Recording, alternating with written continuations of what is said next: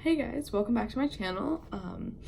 So today, instead of doing like a weekly vlog, since I was in West Virginia, I didn't really take that many videos. I'm just going to explain to you what I did in West Virginia.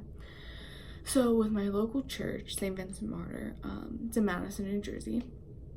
I belong to them, and so every summer they have like 5 weeks or so where teens and adults can go down to West Virginia, and it's sort of like Project Humanity. No, it's not Project Humanity. Instead of going down and building people houses, we go down and we fix up homes.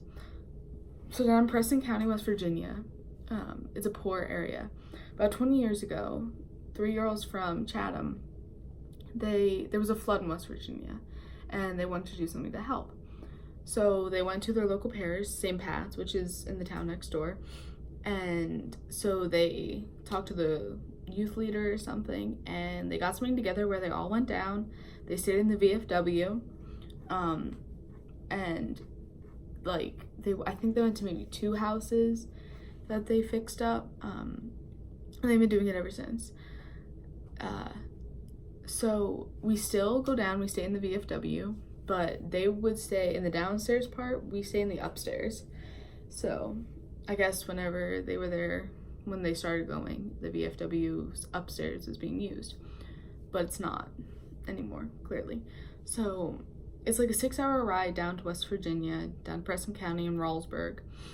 You get there the first day, you go upstairs, you unpack there's no like beds, you have an air mattress or whatever you bring to sleep in. You pick a spot, last year I went and I got there late, so I didn't really get a good spot. But what you want is you want a spot near a window, because then you have the fan, and then also by the window is where the outlets are, so you can charge your phone. There's no service, but you still want your phone charged, because like there's a 5-minute drive through the actual town, like through Kingwood, I think, that you get service. So then after you set all your stuff up the first night, you go downstairs, you get back in your cars, and then you drive to their local parish. They do an orientation, they do a chant. West Virginia doesn't have like a professional football team or anything, so they watch their college team. So we learned the chant for West Virginia, where they'll have one half of the church say West Virginia and the other half say Mountaineers. And then they bring God into it, and then they have one half of the church say God is good, and the other half say all the time. It's a very churchy event, but you don't have to be religious to go. It's just to help people. And then we go back to the VFW, and we do some like getting to know you games. So they'll have like chairs set up across from each other, so the inside chairs will stay put and the outside will move, so you talk to everybody and you get to meet everybody. And then at 10 o'clock every night, 9 o'clock you have to be on the VFW's property. You can be in like in the parking lot, because that's the only place you can get service to call your parents or anybody. And then by 10 o'clock you have to be inside the VFW. Then Monday morning rolls around and you wake up.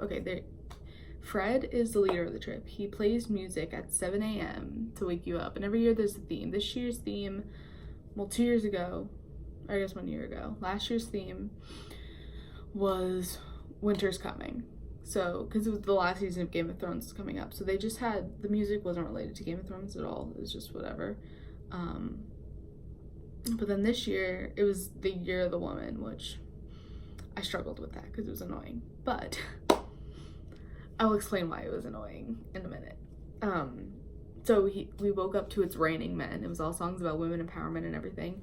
Like, I Am Woman by Helen Reddy. I am woman, I am strong, strong, I am invincible, invincible, I am woman. Anyways, everyone was singing that all week. It was very annoying, because it gets stuck in your head when you wake up to it. Yeah. So then you have to be downstairs.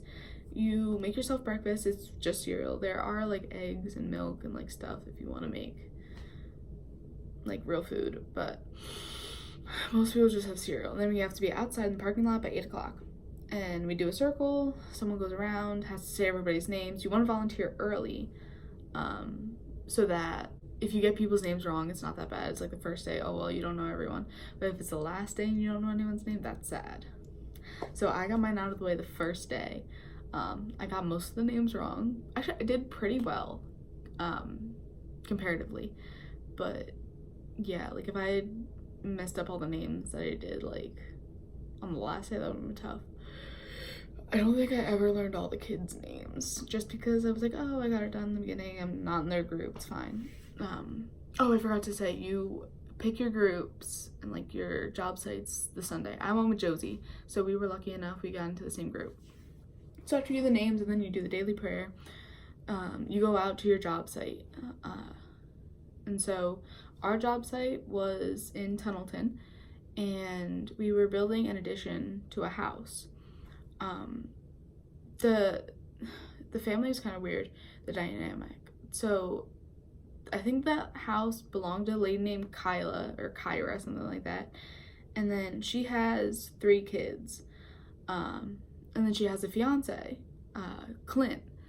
Clint was there the whole time. He was helping us out. Clint was a great guy. He was funny, but it was clear that like it wasn't the best place for the kids, because he always had chewing tobacco. The mother always was like smoking. And then they also had a lady named Vicky in their house who they were like taking care of, I guess. Like, you know how in hospice, like if someone's close to death, someone will come in and stay with them until they pass. Well, this is sort of the opposite. Vicky went and stayed with them. She just had I don't know what mental problems it was, but she had like some mental and physical issues, so she couldn't live on her own. And the way that she was living was horrible, but apparently she chose to be there because the places that she was at before was even worse, because the other people were stealing from her. So that was the whole situation there. So the first day we got to like tear down all the walls, and then the second day we took down the ceiling, and then the third day was when it really started to like come apart.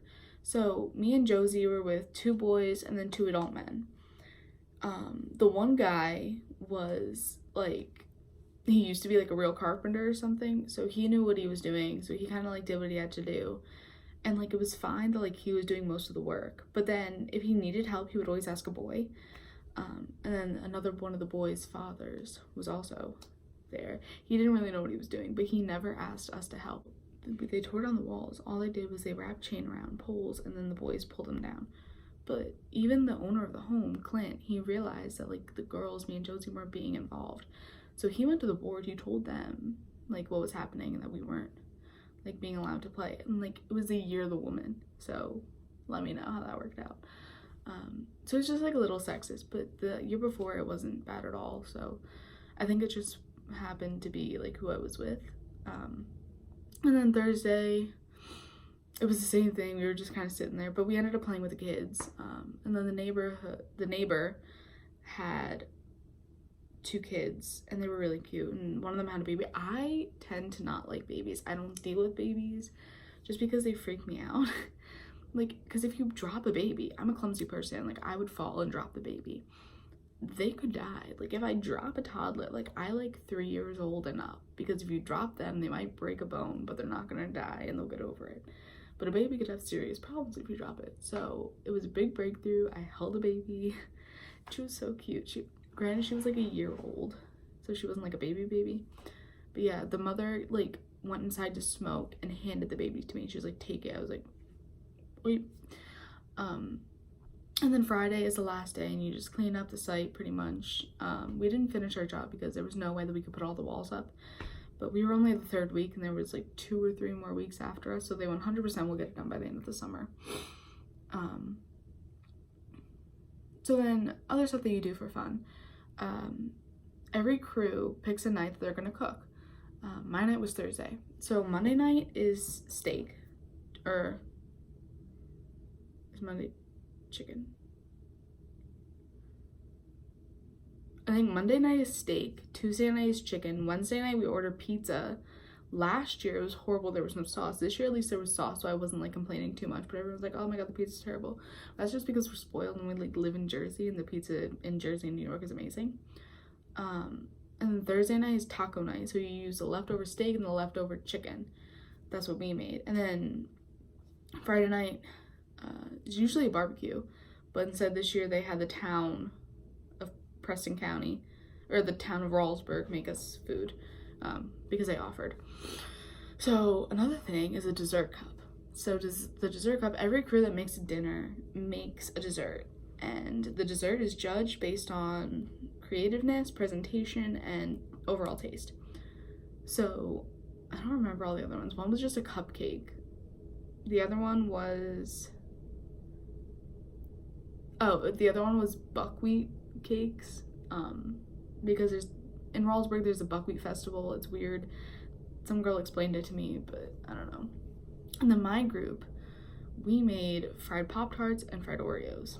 And the presentation that we had was, we didn't want to use You're the Woman, because none of us thought it was a good topic, because literally I would hit one thing with a hammer and then this lady would be like, "You're the woman, yes it," and I was like, shut up, I'm just doing my job. It just got annoying to me. Like, I love being empowered, that's great, but it was just too much. So instead we chose like how the people like allow us into their lives and like we're their guests. So from Beauty and the Beast, we used the song Be Our Guest. So I came out with like the whole French accent, and I was like, "Mon cher mademoiselle, it is with deepest pride and greatest pleasure that we welcome you tonight. Now let us pull up a chair as the dining room proudly presents." And then the two dads rolled out the Pop-Tarts, and then I was like, "Your dinner." And then we walked around the room singing Be Our Guest, and then people tried it and we won the dessert cup, which I was so excited about. So now when there's like a reunion in the fall, I don't know if I'll be able to make because I'll be in school, but then they like decide which of the best dessert cups winners, which of the dessert cup winners was the best. I don't think mine will win just because like fried Pop-Tarts are great, but yeah. And then okay, so there's this store called Belco. This is just like other fun things to do. A store called Belco. It's like a 5-minute walk maybe from the VFW, and words. They sell $5 t-shirts. So you go there and you get a t-shirt. I got one. I have a picture. Actually, I got Nick one too. So Nick and I are matching in this. And it says, "I like pig butts and I cannot lie," because bacon. Nick loves bacon. I love bacon. Who doesn't love bacon? And then, I don't know if I have a picture of this one, because it's dirty. It's in the wash. But I got a camouflage one that I'm matching with the DTI in, actually. And it says "Made in Ralsburg." And then it has, I think it's West Virginia. I don't think it's Ralsburg. I don't know. I think it's an image of West Virginia on it. And then, so obviously when you're cooking, you have to get food from somewhere. So we go to Walmart to get our food, not the meat. The meat comes from a different place, but Walmart, we get our like dessert stuff and the extra stuff for the meal. So we went there and I got a shirt that's tie-dye, and it says, I think it just says Kingwood on it, because that's where Walmart is. And it was just really cool. But one thing you have to know is they cater toward the size there. So you'll find smalls, you might find a medium, you'll never find a large. You'll always find extra large up to triple XL. Most of my shirts that I got are double XLs, just because I couldn't even find an extra large. Yeah. So Wednesday night, you have the option to climb the hill. I did not climb the hill just because I didn't feel like it. What did I do instead? I think I just chilled. No, I went to Belco and I bought fireworks, because I'm 18, you can buy fireworks there, but they weren't like shooting up, they were just like fountains. That was pretty cool. But yeah, so I would recommend to anybody, if there is a way that you could go to West Virginia or anywhere to do a service trip, I would recommend it. Even if you're not a religious person, it's just great to go down. You meet a lot of people and you really get to like know the people around there, because they're like, I just think it was a great experience for me. I know that I will be going back for years to come. And if you are religious, that makes it even better, because then, like, when you're doing all the prayer and everything, you get more in touch with God. Now, would I say I'm very religious? No. But I still, it was nice to do that. So yeah, if you live in my area, obviously, do go through St. Vincent's or St. Pat's and come down to West Virginia with us. But if you live somewhere else, I'm sure there's something that your church does. I know there's a church from Maryland that goes down there. There's a church from Pennsylvania. And I know that there's like probably a million other organizations not related or affiliated with a religious organization. So yeah, that was my week in Appalachia.